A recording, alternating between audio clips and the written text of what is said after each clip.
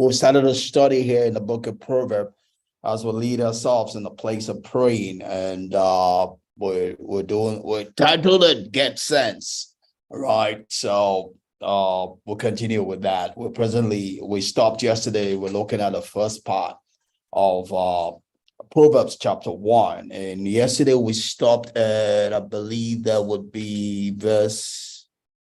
Did I make a mistake?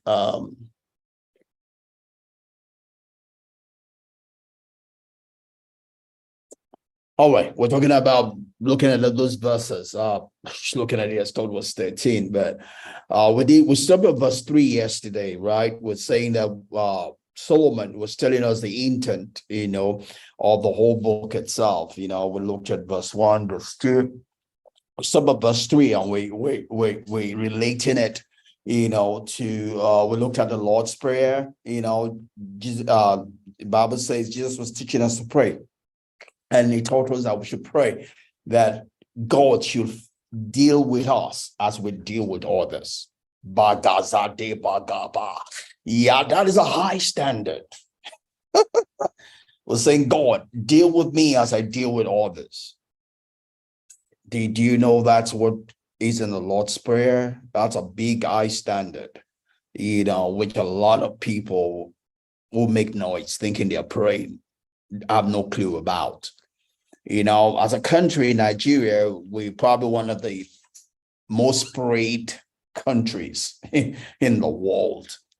But what we get from our prayers that probably does not equate to the prayer that we make for whatever reason. But one of them is the fact that most of what we call prayer is noise making, right? Jesus says, Father, deal with me as I deal with others. Deal with me as I deal with others. That's a prayer.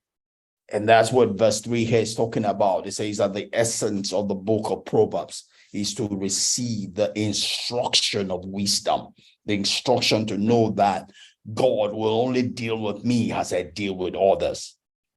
The way I deal with others is a prayer I am making to God. I'm saying, God, this is the standard by which you will answer my prayer. This is the standard by which you will intervene in the issues of my life. Like we look again, Jesus Christ says, give, and it shall be given to you. So will men give unto your bosom. Men give unto your bosom. God make men to give unto your bosom.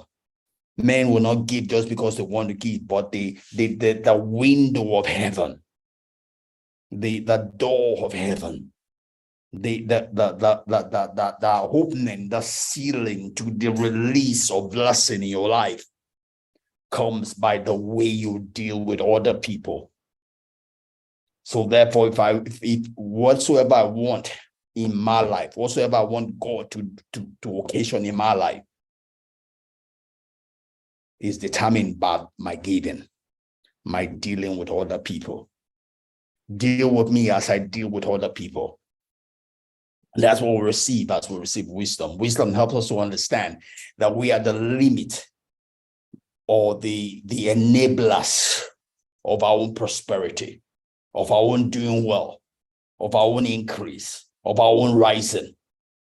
We are truly the masters of our own fate and the captain of our soul, of our sheep, right? Because our life is a prayer to God. Our life is a prayer to God, not just the noise we'll make in church, not just the noise we'll make,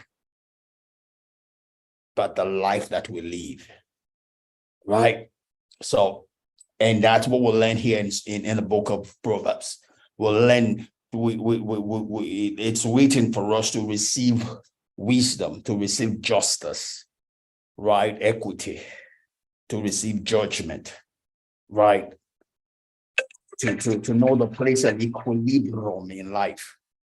That no matter what we do, life seeks equilibrium.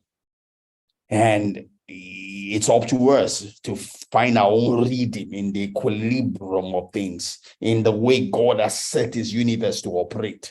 Find our own rhythm, our own placing in that.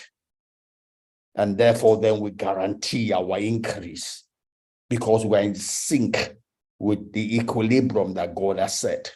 So things begin to work for us, turn out for us, run errands for us. Lord, still staying on verse 3, right? I kind of think I spent a few more minutes. Just talking about relationship. I can imagine myself coming to the place of praying and saying, God, treat me as I treat others. I'm laying a standard as I come into the place of prayer. I'm not just making a request. I'm saying, God, treat me by this order. Hold me to the reckoning of the way I live my life. Right? I'm not, as it were, forcing God. I'm just saying, God, I'm making a commitment to live at a higher standard. I'm making a commitment to be equitable in all my dealings, whether it be my dealings with my parents, my dealings with my spouse, my siblings, my children, my fellows, brothers, sisters, friends, associates. God, the way I treat my workers, let it be the way you treat me. I'm saying, God, hold me responsible for my relationships. That's a higher, taller that Jesus gave it us in a place of praying. That it's not just about making noise. It's about living the life.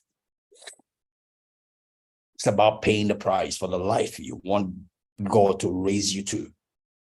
It's about being worthy of the prayer you're wanting to be answered. What will our lives be like if we all live to that? If we will be to others the way we want God to be to us. And that's what Solomon is saying in verse 3 here, that the intent of Proverbs is to teach us that. The Bible says that balanced scale is an abomination before God. When I begin to judge people different from the way I want God to judge me, then I am bringing an abomination before God. And God is not going to take that lightly. God's not going to answer. We receive an abomination as a sacrifice. Right? It's up to us to live a higher standard. And that's what we're doing this study through the book of Proverbs, is to raise us, take us to a new level of life, to become manifest as the sons of God. The Bible says the whole of creation is looking for such people. It's in a high time we'll live up to that standard. God has given us the power to become. It's time we'll live up, we'll become. Right? So we'll go on to verse 4.